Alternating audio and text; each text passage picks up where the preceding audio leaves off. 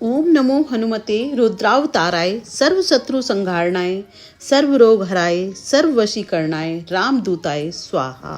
जय श्री राम। आप सभी भक्तों का माँ की धरोहर चैनल पर स्वागत है। आप सभी को श्री राम भक्त हनुमान जी के जन्मोत्सव की बहुत बहुत बधाइयाँ। अतुलित बलधामम हेम शैलाब्देहम धनुजवन कृशानुनम ज्ञानी नामग्रगण्यम सकल गुण निधानम वानराणाम अधीशम रघुपति प्रिय भक्तम वात जातम नमामि। अर्थात बल के धाम, सोने के पर्वत, सुमेरु के समान कांति युक्त शरीर वाले, दैत्य रूपी वन को ध्वंस करने वाले, अग्नि रूप ज्ञानियों में अग्रगण्य, सकल गुणों के निधान, वानरों के स्वामी श्री रघुनाथ जी के प्रिय भक्त पवन पुत्र श्री हनुमान जी को मैं प्रणाम करती हूँ। श्री हनुमान जी एक ऐसे बहुमुखी व्यक्तित्व के स्वामी हैं जिनके समान दूसरा कोई अन्य उदाहरण नहीं है। वे ज्ञान, भक्ति, सेवा में सबसे अग्रणी हैं तथा सबसे सरल, निराभिमानी, कृपालु, व्यवहार कुशल और सर्वशक्तिमान हैं। यद्यपि हनुमान जी के कई रूप हैं। विद्वान ब्राह्मणों के रूप में ज्ञानी नाम अग्रगण्यम है। विद्यावान, गुणी, अति चातुर, राम काजू करिबे को आतुर। अर्थात हनुमान जी विद्वान, गुणी व बहुत चतुर थे और रामकाज करने के लिए सदैव उत्सुक व उत्साहित रहते थे। प्रतिस्पर्धा के इस युग में हनुमान जी के चरित्र से ये सीख लेनी चाहिए कि हमें भी इन तीन गुणों विद्वता, गुण, चतुराई को धारण करना चाहिए।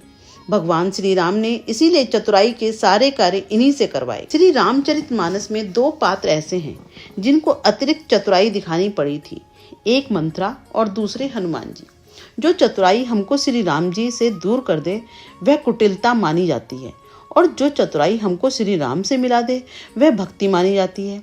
हनुमान जी जब माँ सीता की खोज में लंका जा रहे थे तब उनकी चतुराई के कुछ उदाहरण सुंदरकांड में मिलते हैं। जलनिधि रघुपति दूत बिचारी ते में नाक होई श्रमहारी। अर्थात समुद्र ने हनुमान जी को रघुपति का दूत समझकर मैनाक पर्वत से कहा, हे मैनाक, तू इनकी थकावट दूर करने वाला हो, अर्थात तू इन्हें विश्राम दे। हनुमान तेहि परसा कर पुनि कीन प्रणाम, राम काजू की ने बिनु मोहि कहाँ विश्राम। अर्थात हनुमान जी ने उसे हाथ से छू दिया, फिर प्रणाम करके कहा, भाई श्री रामचंद्र जी का काम किए बिना मुझे विश्राम कहाँ। यहाँ पर हनुमान जी ने मैनाक पर्वत के साथ चतुराई दिखाई, उसको अस्वीकार नहीं किया, केवल स्पर्श मात्र कर दिया। स्वर्ण पर्वत मैनाक सुख और समृद्धि का प्रतीक है। हनुमान जी ने सुख समृद्धि को ठुकराया नहीं, उसे स्पर्श किया तथा अपने उद्देश्य को नहीं भूले। श्री हनुमान जी द्वारा मैनाक पर्वत को स्पर्श करने का अर्थ है विवेक के साथ सुख समृद्धि के साधनों का उपयोग करना। यहाँ संकेत यह है कि साधनों का उपयोग किया जाए, उपभोग नहीं। श्री हनुमान जी जब अपने मार्ग से आगे बढ़ते हैं तो उनके सामने सुरसा नामक राक्षसी आती है। इन्हें खाने के लिए उस राक्षसी ने अपना मुंह बड़ा करके खोला तो हनुमान जी ने भी अपने रूप को बड़ा कर लिया, फिर छोटे बनकर उसके मुंह में प्रवेश कर बाहर निकल आए। जस जस सुरसा बदनु बढ़ावा, तासु दूत कपि रूप देखावा, सत जो जन तेहि आनन कीना, अति लघु रूप पवन सुत लीना, बदन पैठी पुनि बाहिर आवा, मांगा विदा ताही सिरुनावा। इस आचरण से उन्होंने ये बतलाया कि जीवन में किसी से बड़ा बनकर जीता नहीं जा सकता। लघु रूप होने का अर्थ है नम्रता, जो सदैव विजय दिलाती है।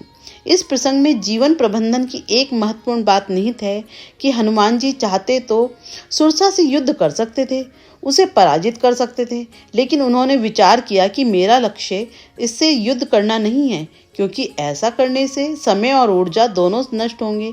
इस समय लक्ष्य है सीता माता की खोज और इस पर अधिक ध्यान देने की जरूरत है। हम सभी अपनी जिंदगी में अपने लक्ष्य को भूल जाते हैं और लड़ने भिड़ने में लग जाते हैं।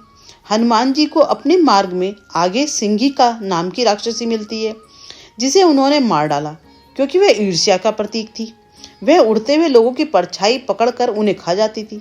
श्री आंजनेय का यह मत है कि ईर्ष्या को जिंदा नहीं रहने देना चाहिए, इसे मार डालना चाहिए। ईर्ष्यालु लोग अपनी पूरी ऊर्जा दूसरों से लड़ने में लगा देते हैं, जबकि यदि मनुष्य को लड़ना है तो अपनी किस्मत से लड़ना चाहिए ताकि वह उसे बेहतर बना सके। भाग्य भले ही ना बदले, फिर भी इस अपरिवर्तित भाग्य का सामना करने के लिए अपने वर्तमान हालात बदलने का प्रयास तो किया ही जा सकता है। जब समुद्र को पार कर श्री हनुमान लंका पहुंचे तो लंका द्वार पर लंका की रक्षा करने वाली लंकनी नामक राक्षसी मिली। अति लघु रूप होने पर भी उसने हनुमान जी को पहचान लिया और बलपूर्वक उन्हें रोकने का प्रयास किया। तब उन्होंने लंकनी को मुक्का मारा और उसे घायल कर दिया। हनुमान जी के बारे में गोस्वामी तुलसीदास जी कहते हैं, राम काजू करिबे को आतुर। हनुमान जी आतुर हैं, आलसी नहीं। एक पल की देरी लगाए बिना वे श्री राम जी का कार्य करने के लिए तत्पर रहते हैं। राम काज करने का एक अर्थ यह भी है कि भगवान श्री राम को सुख पहुंचाना, उन्हें प्रसन्न करना। हम जिससे भी प्रेम करते हैं उसे सुख पहुंचाने के लिए उसके कार्यों को करते हैं, ना कि केवल कार्य को पूरा करने के लिए। जो कार्य दूसरों को सुख पहुंचाने के लिए किया जाता है उसे करने में खुशी होती है, उत्साह होता है और मन भी उस कार्य को करने से प्रसन्न होता है। जबकि किए गए कार्यों से जब किसी को दुख पहुंचता है तो मन भी दुखी हो जाता है। इसलिए सदैव सुख पहुंचाने वाले कार्यों को करना चाहिए। इसी में सफलता का मार्ग निहित है। आप सभी पर श्री राम भक्त हनुमान जी की कृपा सदैव बनी रहे। जय श्री राम।